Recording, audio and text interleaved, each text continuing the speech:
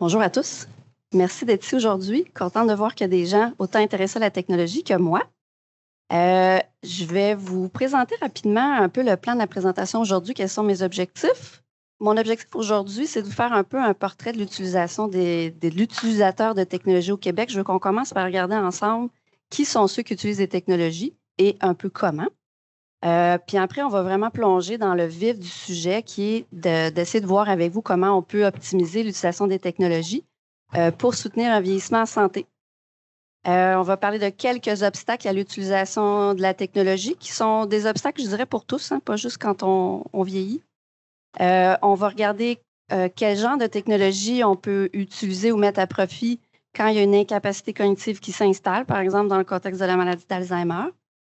On va terminer avec une courte conclusion et je vous ai mis plein de ressources pour pouvoir continuer à approfondir le sujet si, j'espère, j'ai réussi à susciter votre intérêt aujourd'hui. Évidemment, en 60 minutes, on ne peut pas faire le tour. Ça va vraiment être une surface du sujet. Donc, ce que j'espère, c'est qu'il y ait peut-être certains sujets qui vous intéressent davantage et que vous puissiez ensuite les approfondir. Ceci dit, avant de débuter, c'est important pour moi quand même de faire quelques précisions. Premièrement, je ne suis pas ici pour vous vendre des technologies, ni en recommander en particulier. Donc, je suis vraiment plus ici pour vous en parler de manière générale. On va parler de certains types d'objets connectés et certains types de télésanté, par exemple, mais je ne suis pas associée à aucune entreprise, là, donc ça, je voulais juste vous le préciser. Ceci dit, je travaille depuis plusieurs années à essayer de rendre les technologies les plus accessibles possibles et notamment donc de permettre à certaines technologies qui sont développées en recherche de pouvoir être accessibles au grand public. Et dans ce contexte-là, je fais partie de membres fondateurs d'une coopérative de solidarité qui, on le souhaite dans les prochaines années, là, pourra rendre accessibles ces fameuses technologies. Et je vais vous en présenter une justement là, vers la fin de la présentation. Également, je ne suis pas médecin, donc ce que je vais vous présenter aujourd'hui, ça ne remplace pas évidemment une rencontre avec vos professionnels de la santé. À quelle fréquence utilisez-vous des technologies dans votre vie de tous les jours? Et par technologie, j'entends vraiment n'importe laquelle. Avant de me lancer dans les technologies au service de la santé et du bien vieillir, quelque chose que j'aimerais qu'on regarde ensemble. Parce que souvent, j'entends que les personnes âgées de 65 ans et plus ne sont pas intéressées par les technologies. C'est quelque chose que j'entends régulièrement. Et pourtant, les dernières statistiques qu'on a nous montrent que ce n'est pas du tout le cas. C'est sûr qu'ici, on a une grande catégorie de 75 ans et plus qui n'est pas séparée, puis on sait qu'entre 75, 85, 90, chez nos très, très vieux, il y a des différences. Ceci dit, on peut voir que de manière vraiment générale, si on met tous les appareils électroniques ensemble, on a plus de 90 des personnes aînées qui sont connectées. On sait que ça s'est accéléré pendant la période de la COVID, mais donc on a des grands utilisateurs et particulièrement des tablettes électroniques et des ordinateurs. Donc, on a en main des outils, on est intéressé à ces outils-là, et voici comment ils sont particulièrement utilisés par nos personnes aînées au Québec. Donc, les technologies sont utilisées pour briser l'isolement en favorisant des interactions sociales. Donc, on a 70 des utilisateurs qui sont d'accord avec cette affirmation-là. Les technologies permettent d'avoir un accès plus facilement aux services gouvernementaux, sachant que de plus en plus de services gouvernementaux ne sont accessibles qu'en ligne maintenant. On a aussi 70 des personnes aînées qui sont d'accord que les technologies permettent d'avoir un meilleur accès aussi aux services de santé et aux services sociaux. Je ne sais pas si vous, c'est comme ça, mais à ma clinique de médecine de famille, maintenant, les rendez-vous se prennent tous en ligne, donc même on ne peut plus appeler pour prendre un rendez-vous. Donc, c'est vraiment devenu de plus en plus démocratisé, si je peux dire. Donc, ceci dit, quand on voit du rouge partout, c'est des gens qui sont en accord et totalement d'accord et plutôt d'accord.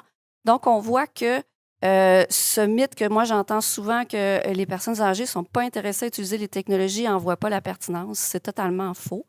Ceci dit, plus on est âgé, plus on a des incapacités, notamment des incapacités cognitives, moins on est évidemment porté à utiliser la technologie.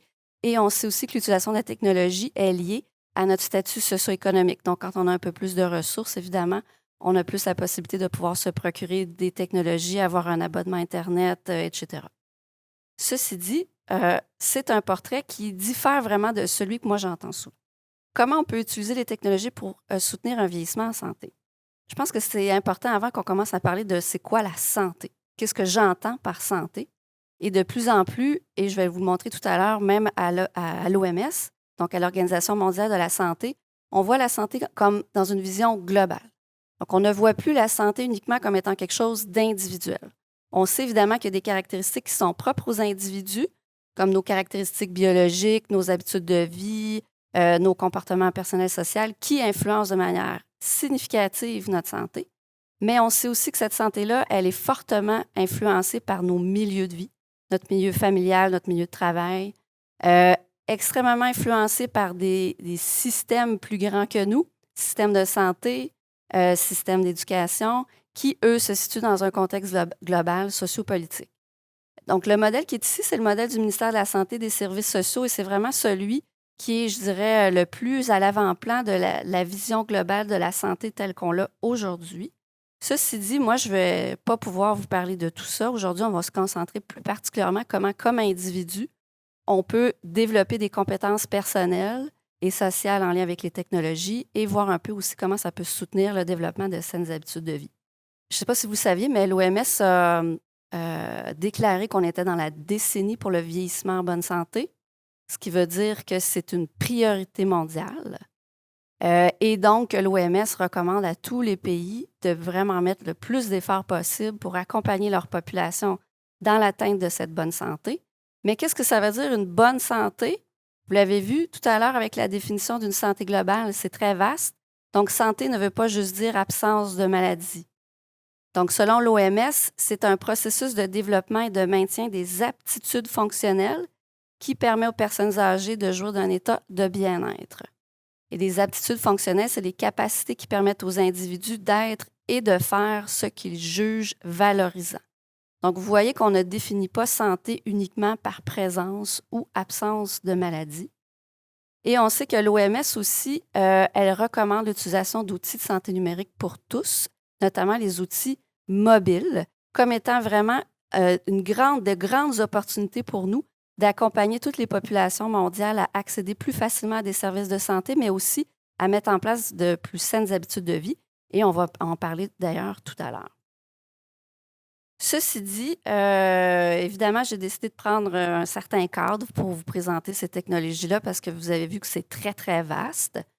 Celui que j'ai décidé de prendre, c'est de me concentrer en particulier sur la santé du cerveau.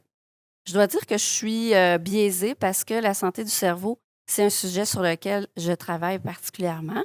En fait, moi, je m'intéresse surtout à accompagner les personnes qui ont un cerveau qui présente certaines maladies neurodégénératives dans le développement d'habiletés ou de capacités qui leur permettent de rester à domicile. Donc, avec ces yeux, évidemment, ou ces lunettes teintées, j'ai décidé de vous parler de la santé du cerveau. Évidemment, c'est une priorité pour tous. J'aime bien cette roulette ici qui a été développée par le Consortium canadien sur la neurodégénérescence dans le vieillissement. Vous avez le lien, je vous invite à aller le voir. Lorsque vous cliquez sur ce lien-là, vous pouvez accéder à un document en PDF qui va reprendre chacune des pastilles et vous donner plein de recommandations sur comment rester en santé pour vraiment soutenir votre cerveau. Et donc, on va partir de cette roulette-là pour regarder comment les technologies peuvent soutenir notamment l'activité physique, la nutrition, une santé cardiovasculaire et, mon préféré, l'engagement cognitif notamment. L'autre orientation que je trouve très importante à prendre, c'est de vous parler aussi de la fragilité. Vous allez voir pourquoi. En fait, la fragilité, c'est un état chez les personnes aînées qui les rend plus vulnérables à ce qu'on appelle les événements indésirables. Qu'est-ce que ça veut dire? Ça veut dire que quand on a plusieurs maladies chroniques, quand on a des habitudes de vie qui sont moins saines, notre corps est moins capable de réagir à certains incidents de santé ou à certains événements avec lesquels, normalement, je pourrais très, très bien me débrouiller, si je peux dire, mais le corps a comme moins de réserve. Donc, si on attrape une grippe, si on a une infection urinaire ou si on fait une chute, les personnes qui sont fragiles ont beaucoup plus de risques d'être hospitalisées, d'avoir besoin de soins de longue durée et même, c'est des personnes qui sont plus à risque de décès. La bonne nouvelle, c'est que la fragilité, ça se prévient et ce qui est encore la meilleure nouvelle, c'est que c'est les mêmes facteurs qui permettent de prévenir la fragilité que ceux qui nous permettent d'avoir un cerveau en santé. Quelques facteurs justement de risque de fragilité, l'isolement social, le fait d'avoir de multiples maladies chroniques et que ces maladies-là soient moins bien identifiées ou contrôlées, la sédentarité, la mauvaise alimentation, les troubles sensoriels, etc. Donc, si on travaille pour prévenir la fragilité, on travaille aussi pour garder son cerveau en santé. Des fois, on le dit, ce qui est bon pour le cœur est bon pour le cerveau. Alors, c'est dans cette perspective globale de santé, fragilité, santé du cerveau qu'on va parler des technologies. Donc, tout d'abord, maintenir une vie saine, évidemment, je ne vous apprends rien ici, mais vous savez que l'activité physique, la nutrition et le sommeil sont 3 éléments importants pour une bonne santé cérébrale et aussi pour prévenir la fragilité. L'activité physique numéro 1, moins on en fait, moins on est en forme physiquement, moins on a envie de sortir de chez soi, plus on se déconditionne, moins on sort, moins on a envie de sortir de chez soi. Et là, se déclenche une espèce de roue qui fait en sorte qu'on va de moins en moins être capable de pouvoir faire de l'activité puisqu'on en fait de moins en moins. Évidemment, des tonnes d'applications et d'appareils connectés pour suivre votre activité. Souvent, j'entends les gens me dire « Ah, moi, ça ne m'intéresse pas de suivre comment je dors la nuit, combien de pas je fais. » Bien, en fait, l'idée de suivre un peu ses activités physiques, sa nutrition et son sommeil, c'est entre autres pour vous donner des outils de discussion avec votre médecin ou avec d'autres professionnels de la santé quand vous avez des inquiétudes. Ça vous permet aussi de mieux vous connaître, de voir un peu l'état de santé qui peut évoluer ou qui peut changer. Et si ça vous amène des inquiétudes, justement, de pouvoir en discuter ouvertement avec votre médecin.